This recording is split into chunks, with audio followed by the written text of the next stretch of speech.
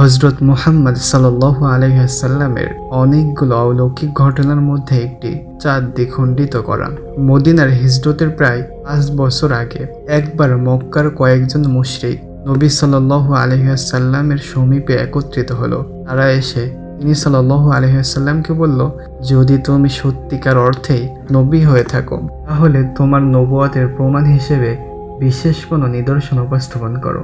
এক বর্ণনায় রয়েছে, তারা বলল, নিদর্শন হিসাবে চাঁদকে 2 টুকরো করে দেখাও। তখন ছিল পূর্ণিমা রাত, আকাশে ছিল পূর্ণ চাঁদ। তাদের কথা শুনে মুহাম্মদ সাল্লাল্লাহু আলাইহি ওয়াসাল্লাম বললেন, যদি আমি তোমাদেরকে এই মুজিজা ও বিস্ময়কর ঘটনা প্রদর্শন করি তাহলে কি তোমরা সকলেই ঈমান গ্রহণ করবে? তারা বলল, হ্যাঁ, আমরা ঈমান গ্রহণ করব। হুজুরে আকরাম সাল্লাল্লাহু আলাইহি ওয়াসাল্লাম মহান আল্লাহর দরবারে দোয়া করলেন এবং পবিত্র হাতের আঙ্গুল দ্বারা চাঁদ দ্বিখণ্ডিত করার ইশারা করলেন। তৎক্ষণাৎ চাঁদটি 2 টুকরো হয়ে গেল। এক অংশ ছিল আবু কুবাইস পাহাড়ের উপর এবং অপর অংশ ছিল ওয়াইকিয়ান নামক পর্বতমালার উপর। উপস্থিত লোকজন বিস্ময়ের সাথে দীর্ঘ সময় ধরে চাঁদের এই উভয় খণ্ড দেখতে লাগলো। বিস্ময়ের চূড়ান্ত অবস্থানে ছিল লোকজন। তারা কাপড় দিয়ে বারবার চোখ মুছে নিচ্ছিল এবং চাঁদের দিকে এভাবে যতবার তাকাচ্ছিল তার 2 টুকরাই নজরে আসছিল। নবী করিম সাল্লাল্লাহু আলাইহি ওয়াসাল্লাম তখন বললেন, আশহাদু আশহাদু, অর্থ তোমরা সকলে সাক্ষী থেকো।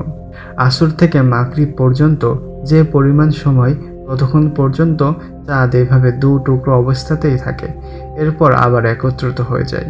উপস্থিত মুশরিক সমাজ বলতে লাগলো, হে মুহাম্মদ, তুমি তো দেখি চাঁদেও জাদু করে ফেলেছ। সত্যিই তুমি চাঁদ দ্বিখণ্ডিত করেছো কিনা তা পরীক্ষা করার জন্য কিছুদিন দেরি করতে হবে। শহরের বাইরে যারা সফরে রয়েছে তারা মক্কায় ফিরে আসুক, তাদেরকে জিজ্ঞাসা করে জানতে হবে তারাও চাঁদকে 2 টুকরো দেখেছে কিনা।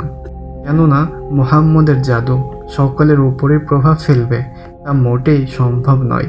যদি তারাও এ কথা বলে চাঁদকে তারা 2 টুকরো অবস্থায় দেখেছে, তাহলে তো চাঁদ দ্বিখণ্ডিত হওয়ার বিষয়টি সত্য বলে মেনে নেওয়া হবে, অথবা এই কথাই স্পষ্ট হবে যে মুহাম্মদ আমাদের উপর তার জাদুর প্রভাব বিস্তার করেছে।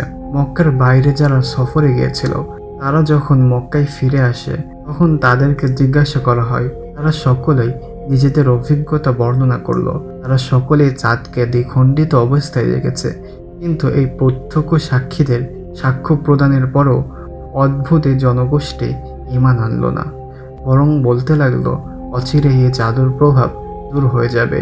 এই পরিপ্রেক্ষিতে নিম্নের আয়াতটি নাজিল হয়, ইকতারাবাতিস সাআতু ওয়ানশাক্কাল কমার ওয়াইন ইয়ারাউ আয়াতান ইউরিদু ওয়া ইয়াকুলু সিহরুম মুস্তামির, অর্থ কিয়ামত নিকটবর্তী, চন্দ্র বিদীর্ণ হয়েছে, আর কাফেররা তো কোনো নিদর্শন দেখলে মুখ ফিরিয়েই নেয় এবং বলে এটি তো চিরাচরিত এক জাদু। এই মুজিজাটি যে রাসূল আকরাম সাল্লাল্লাহু আলাইহি ওয়াসাল্লামের যুগেই সংঘটিত হয়েছে তা পবিত্র কোরআনের আয়াত, মুতাওয়াতির হাদিস এবং সহিহ ও উত্তম সনদ বিশিষ্ট হাদিসমালা দ্বারা প্রমাণিত। ইসলামের শত্রুরা এ সম্পর্কে আপত্তি উপস্থাপন করে বলে বিষয়টি পুরোপুরি অসম্ভব ও অবাস্তব। তাছাড়া কোনো ইতিহাস গ্রন্থেও এর কোনো উল্লেখ পাওয়া যায় না।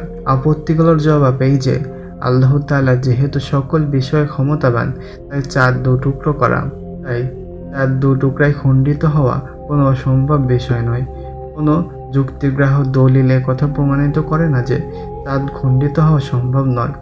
এ জগতের সকল বস্তু যেমন ভাঙতে পারে, আবার জোড়া লাগতে পারে, সংযুক্ত হতে পারে এবং বিচ্ছিন্ন হতে পারে, তেমনি ঊর্ধ্ব জগতের বস্তু নিশ্চয়ই সংযুক্ত ও বিচ্ছিন্ন হতে পারে, ভাঙ্গা গড়ার শিকার হতে পারে।